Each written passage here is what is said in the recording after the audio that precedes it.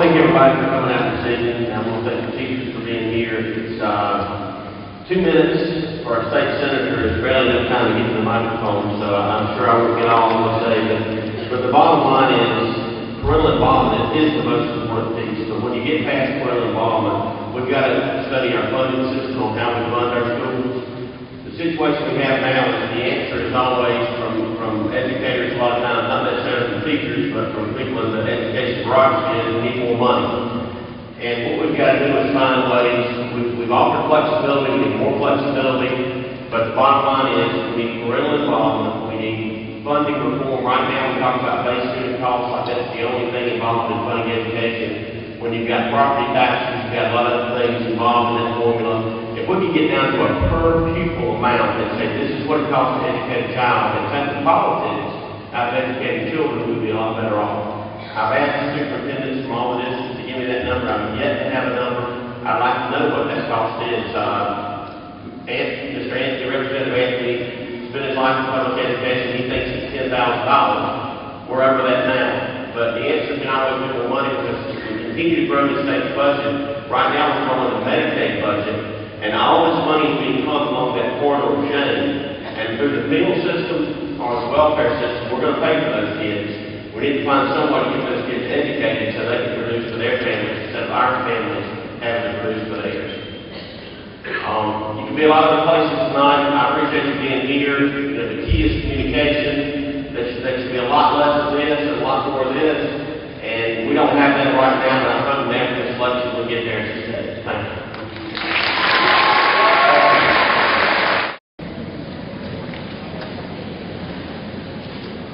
I do believe in incentive pay for teachers. The problem is that I haven't seen a plan yet that would work. So it's got to be developed. I think you've got to work with teachers. You've got to put people across the state to come up with something. You know, I believe the states are the greatest incubators, and the fact that we've got 50 states and there's not one state we can point to with a good teacher incentive plan says it's a lot more complicated than it seems. So I think in theory it's good. I just haven't seen anything in practice to make it work. I do know that both my daughters are in public schools right here, one at Norman and one fixed to be at Norman Preston campus, Haley and Kendall. But we've got some great teachers, but to say that all teachers are equal, I just don't think that's accurate. I think some teachers may do a better job than others, and they need to be rewarded. And I think that we need to keep those teachers in the teaching field instead of administration. A lot of teachers that do great jobs go in administration because of the money. So I think we need some way to reward those teachers in order to keep them in the classroom and not have to go to administration. Thank you.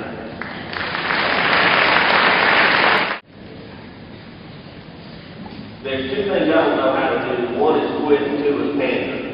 I won't be honest, nothing right about it. I've looked at consolidation for Spartanburg County. It doesn't work. The numbers aren't there. Even District 4, which is one of the smallest districts, has a less per pupil cost than the other districts in the county. So I'm against consolidation. I will tell you this. My brother-in-law, Mark Smith, is principal at the 9th grade school. I've got another brother-in-law who's principal at Fair Forest. My mother-in-law is a retired state employee. So believe me, I hear both sides of it. But when it comes to get my integrity and character attacked, I want to use the words of truckality. Mr. Hawkins does not want to go there.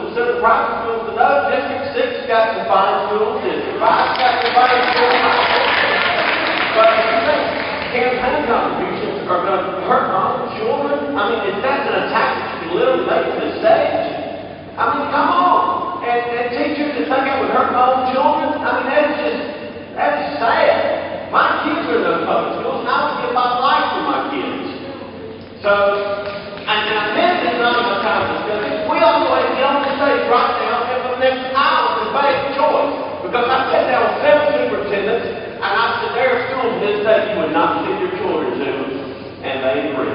But yet we'll let these other children go. You know why? Because they don't pay our salaries, and I never come in. Our kids will pay those kids' bills